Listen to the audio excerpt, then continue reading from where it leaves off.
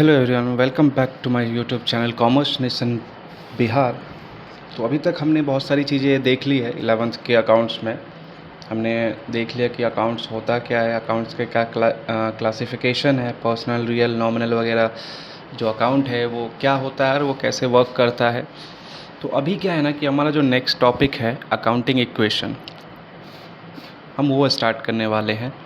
But उससे पहले हमें ये समझना पड़ेगा कि अकाउंटिंग इक्वेशन में जो चीज़ें होती है, एसेट, लायबिलिटी, वो सारी चीज़ें हमें समझनी पड़ेगी। तो इसीलिए मैंने एसेट और लायबिलिटी इन सब का क्लासिफिकेशन लेके आया हूँ ताकि आपको अकाउंटिंग इक्वेशन में दिक्कत ना हो। ठीक है, तो सबसे पहले एसेट। एसेट ये चीज़ें आप जानते हैं, ये मैं आपको बता चुका हूँ। मुझे बस यहाँ पे क्लासिफिकेशन देखना है कि क्लासिफिकेशन यहाँ पे कैसे हो रहा है। ठीक है, तो जो एसेट होता है वो क्या होता है, वो किसी भी बिज़नेस का जो रिसोर्स होता है जिससे क्या होता है वो फ्यूचर बेनिफिट लेता है। ठीक है, ये सारी चीज़ें मैं बता चुका हूँ। अब इसके टाइप्स क्या होते हैं, एसेट कितने तरह के हो सकते हैं। तो मेनली जो एसेट होता है वो दो तरीके का होता है, पहला करंट, दूसरा नॉन करंट।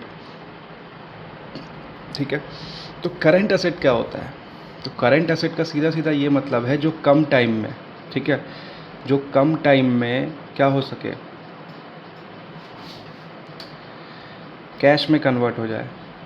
ठीक है, कम टाइम का क्या मतलब, 12 महीने के अंदर जिसको हम कैश में कन्वर्ट कर सकें, वो क्या कहलाएगा, मेरा करंट एसेट। जिसको बिज़नेस में रखा है इसीलिए जाता है ताकि उसको बिज़नेस में कैश में कन्वर्ट किया जा सके। ठीक है, दूसरा होता है non current asset. Non current asset वो होता है जिसको शॉर्ट टर्म में कैश में कन्वर्ट करने के लिए नहीं रखा जाता है, जिसको बेचने के पर्पज़ से, तुरंत बेचने के पर्पज़ से नहीं खरीदा जाता है। ठीक है, वो होता है नॉन करंट एसेट। अब करंट एसेट का एग्जांपल देखो, आपको समझ में आ जाएगा। करंट एसेट में सबसे पहला क्या आ सकता है, ये जो हमारा जो कैश है पहला। ठीक है, कैश हमारा क्या है, करंट एसेट। जो कैश आपके हाथ में है वो भी, और जो कैश बैंक में है वो भी। ये क्या है, ऑलरेडी ये कैश के फॉर्म में है। ठीक है, हमने क्या लिखा है, कम टाइम में या फिर 12 मंथ के अंदर वो क्या हो जाए, कैश में कन्वर्ट हो जाए। तो जो कैश है वो ऑलरेडी कैश में ही है। ठीक है, तो ये मेरा क्या हो जाएगा, करंट एसेट। ठीक है, आगे मेरा डेटर। ठीक है, अब डेटर क्या होता है, ये चीज़ें आपको समझनी पड़ेगी। ठीक है, डेटर समझाने के लिए मैं एक आपको बताता हूँ। कोई बिज़नेस है, ये आपका बिज़नेस है। ठीक है, आपने क्या किया, सामान बेचना शुरू किया, आपने सेल किया, सामान बेचा। आपने सामान बेचा दो लोगों को, मान लो एक ये, ठीक है, ये है चंदू, और दूसरा भोलू। ठीक है, तो जब आपने चंदू को सेल किया तो चंदू ने आपको तुरंत में कैश दे दिया। ठीक है, मतलब उसने उधार नहीं लिया, ये कैश जो है ये आपके पास तुरंत आ गया। लेकिन जो आपने भोलू को जो माल बेचा, भोलू ने बोला कि मुझे उधार पे चाहिए 3 महीने के लिए, तो ये पैसे अभी आपको तो नहीं मिले, लेकिन इन द फ्यूचर ये पैसे आपको मिलेंगे। ठीक है, तो ये जो भोलू है ना, ये हो जाएगा बिजनेस के लिए डेटर। ठीक है, आपने जिसको भी सामान उधार में बेचा, जिसको भी क्रेडिट पे दिया, वो बंदा आपके लिए क्या हो जाएगा, डेटर। ठीक है, डेटर को हम रिसीवेबल भी बोल सकते हैं। ठीक है, डेटर बोलो, रिसीवेबल बोलो, ये सारी चीज़ें क्या हो जाएगी, डेटर ही होती है। तो जब भी आपने सेल किया उधार पे तो वो मेरा क्या हो जाएगा, डेट। आप पूछोगे ये एसेट कैसे हुआ, ये पैसे आपको क्या होता है, बिज़नेस में ज़्यादातर जो बिज़नेस होता है उसमें क्या होता है, 12 महीने के अंदर हमें पैसे मिल जाते हैं। ठीक है, नहीं मिला वो एक्सेप्शन है। तो ये आपको 12 महीने के अंदर बेनिफिट देने वाला है, ये कैश आपको मिलने वाला है, इसीलिए डेटर क्या कहलाएगा, करंट एसेट। चौथा, कोई भी प्रीपेड एक्सपेंस।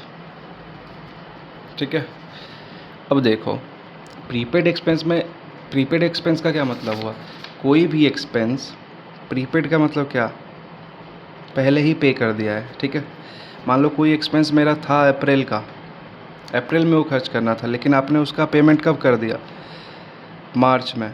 तो ये मेरा क्या कहलाएगा, प्रीपेड एक्सपेंस। तो इसका फ़ायदा जो है, अब आपको कैश पे करना नहीं पड़ेगा ना, ऑटोमेटिकली क्या हुआ, आपकी कैश की सेविंग हुई।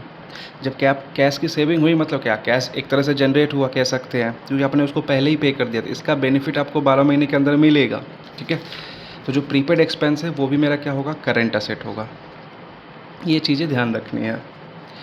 आप और भी ले सकते हो, short term asset, short term investment. आपने कम टाइम के लिए कहीं पे इन्वेस्ट किया, 6 महीने के लिए, 9 महीने के लिए, साल भर के लिए कहीं पे इन्वेस्ट किया, तो वो भी मेरा क्या कहलाएगा, करंट असेट, ठीक है। तो करंट असेट का सीधा सीधा ये मतलब है कि 12 महीने के अंदर ही आपको उसका बेनिफिट मिलने वाला है, तो वो मेरा क्या कहलाएगा, करंट असेट। दूसरी तरफ मेरा है non current asset. Non current asset का मतलब ये होता है कि हमने उसको बेचने के पर्पज़ से ख़रीदा ही नहीं, वो करंट नहीं है, उसको हम तुरंत में हम कैश में कन्वर्ट नहीं करेंगे, ठीक है। तो वो मेरा कहलाएगा नॉन करंट असेट, ठीक। अब यहाँ पे नॉन करंट असेट के ना टाइप हैं। नॉन करंट असेट में क्या किया गया है, टेंजिबल असेट और इनटेंजिबल असेट, दो तरीके से की असेट को अलग किया गया है, ठीक है। और नॉन करंट इन्वेस्टमेंट को अलग रखा गया है, ठीक है। तो आपको बस ये दोनों याद रखना है, आपका काम बन जाएगा। ये तो अलग है ही। नॉन करंट असेट का, नॉन करंट इन्वेस्टमेंट का मतलब ये है कि किसी हमने लंबे टाइम के लिए कहीं पे इन्वेस्ट किया है, 5 साल, 10 साल, 15 साल, ठीक है। इसको हम अभी छोड़ते हैं, छोड़ते क्या, ये तो हो ही गया ना। नॉन करंट असेट मतलब लंबे टाइम के लिए हमने इन्वेस्ट किया है, ये इसका एक अलग कॉलम है। बाकी जो नॉन करंट असेट है उसको हम 2 पार्ट में डिवाइड करते हैं, टेंजिबल और इनटेंजिबल। इसको हम फिक्स असेट्स भी बोलते हैं। टेंजिबल असेट वो असेट होते हैं, ठीक है, जिसको आप देख सकते हो, छू सकते हो, ठीक है, और वो बिज़नेस में एग्जिस्ट करता है। जैसे मशीन, मशीन क्या है, लॉन्ग टर्म के लिए ख़रीदा गया है, प्लस उसको हम देख सकते हैं, तो वो मेरा टेंजिबल असेट है।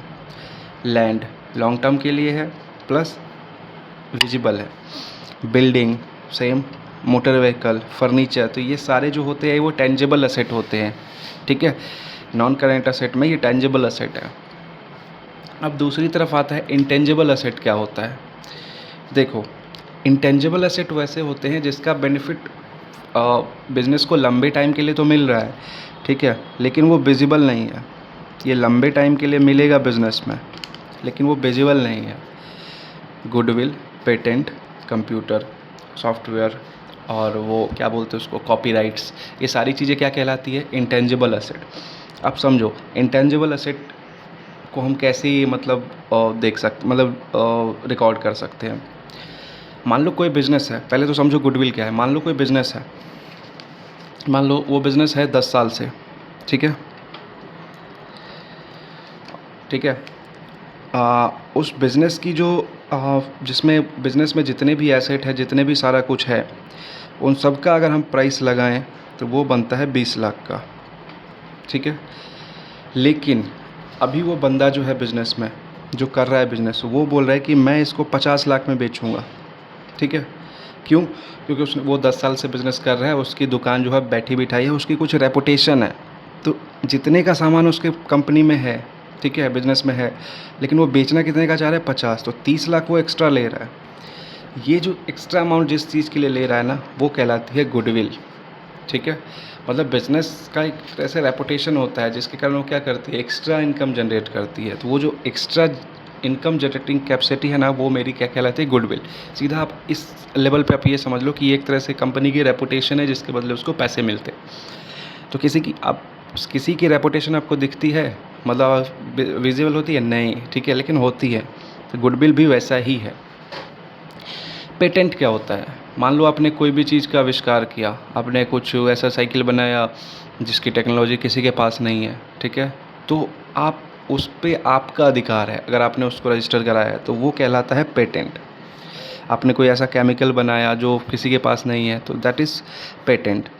कंप्यूटर सॉफ्टवेयर, आप जैसे कंपनी लैपटॉप खरीदती है तो उसके अंदर क्या होता है, बहुत सारे सॉफ्टवेयर इंस्टॉल होते हैं, ठीक है, लेकिन वो विजिबल नहीं होते हैं। अगर आपने अलग से लगवाया तो उसका अलग कॉस्ट होता है, तो दैट इज़ इंटेंजिबल असेट, ठीक है। ये सारे क्या होते हैं, मेरे इंटेंजिबल असेट होते हैं। ये चीज़ें ध्यान रखनी है आपको। तो ये मेरा पूरा एसेट था। एसेट कितने टाइप के होते हैं, 2। करंट असेट, करंट असेट में कौन सा आएगा, जो 12 मंथ के अंदर जिसको हम कैश में कन्वर्ट कर सकते हैं, जैसे cash in hand, cash at bank. Debtor, debtor का मतलब मैंने आपको क्या बताया था, जिसको भी हमने माल उधार में बेचा है और वो हमें पैसे बाद में देगा, वो क्या कहलाता है मेरा? Debtor. Prepaid expense, prepaid expense क्या है? Current asset. मतलब हमने पैसे किसी को पहले ही पे कर दिए, तो अब नहीं करना है ना, तो हमें फ्यूचर में उसका लाभ मिलेगा, उसका बेनिफिट मिलेगा, तो वो मेरा क्या कहलाएगा?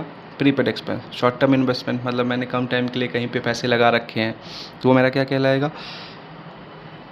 Current asset. ठीक है, ये सारे के सारे करेंट असेट है। नॉन करेंट असेट को मैंने 2 पार्ट में लिया, tangible, intangible. Non current investment अलग है।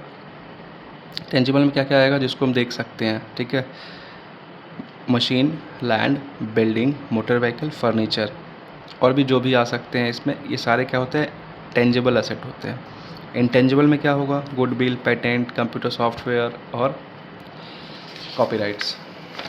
चलिए, हाँ, यहाँ भी मैंने वैसे लिख ही रखा था ये चीज़ें। ठीक है, अब यहाँ से भी अब देखेंगे तो वही सारी चीज़ें हैं। अभी हम देखते हैं लायबिलिटी।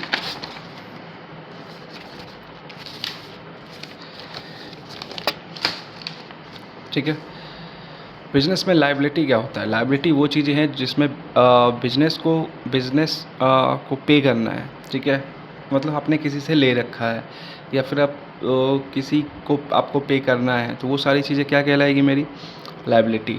ठीक है, आप बाउंड हो उसको पे करने के लिए, तो वो मेरा क्या कहलाएगा? लायबिलिटी। इतना याद रखिए कि जो लायबिलिटी होता है वो एसेट का बिल्कुल अपोजिट होता है। ठीक है, ये अपोजिट होता है किसका? एसेट का। ठीक है, लायबिलिटी 2 तरीके की होती है, current liability, non current. Current liability क्या होती है? जिसको हमें 1 साल के अंदर चुकाना होता है, जैसे क्रेडिटर।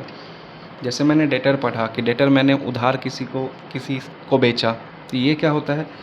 अगर मैंने किसी से उधार खरीदा तो मुझे उसको पैसे चुकाने पड़ेंगे 1 साल के अंदर, तो क्या कहलाएगा? मेरा क्रेडिटर। ठीक है, salary payable, outstanding expense, tax payable, मतलब कोई भी खर्चा जो हमें पे करना है। ठीक है, जैसे आपको सैलरी पे करना है, तो मेरा क्या कहलाएगा? Current liability. आउटस्टैंडिंग एक्सपेंस, मतलब कोई भी खर्चा जो हमने चुकाया नहीं है। टैक्स हमें पे करना है, या फिर शॉर्ट टर्म कोई भी लोन लिया है। ठीक है, वो सब क्या हो जाएगा? मेरा करंट लायबिलिटी। ये सारी चीज़ें आपको अकाउंटिंग इक्वेशन में देखने को मिलेगी। ठीक है, नॉन करंट लायबिलिटी जो हमें 12 महीने के बाद चुकानी है, कोई लॉन्ग टर्म लोन है, बॉन्ड्स, डिवेंचर्स। ठीक है, ये सारी चीज़ें क्या कहलाती है? Non current liability. ये सारी चीज़ें मैं आपको डिटेल में बताऊंगा। बॉन्ड्स क्या होते हैं, डिवेंचर क्या होते हैं, ये सारी चीज़ें। ठीक है, अभी हमें बस क्लासिफिकेशन देखना है ताकि हमें अकाउंटिंग इक्वेशन में दिक्कत ना हो। बाकी चीज़ें आप समझ ही चुके हो। अगर हम दूसरे टाइप से देखें तो लायबिलिटी के 2 तरीके की लायबिलिटी होती है सोर्स के अकॉर्डिंग, एक्सटर्नल और इंटरनल।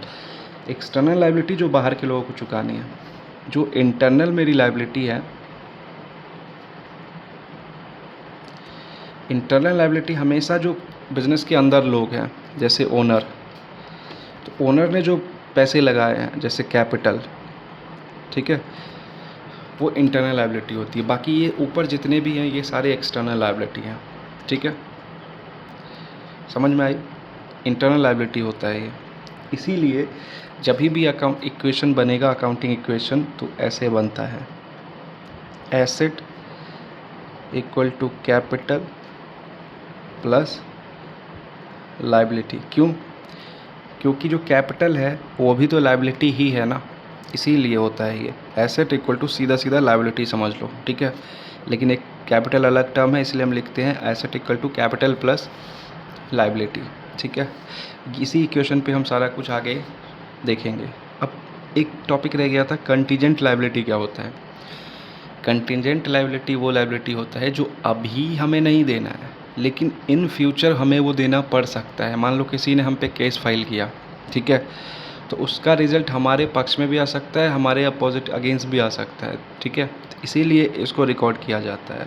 इसको बोला जाता है कि ये पे हो भी सकता है, नहीं भी हो सकता है, इसीलिए इसको कंटीजेंट बोला जाता है। ठीक है, तो नेक्स्ट में हम देखेंगे कि accounting equation asset equal to capital plus liability ये फॉर्म कैसे होता है, इसका क्या तरीका है। ठीक है, और जैसे ही आप समझ जाओगे तो वो बहुत ही ईजी बन जाएगा आपके लिए। ईजी ही है और भी ईजी बन जाएगा। ठीक है, चलिए फिर नेक्स्ट क्लास में मिलते हैं और ऐसे ही आप लोग पढ़ते रहें।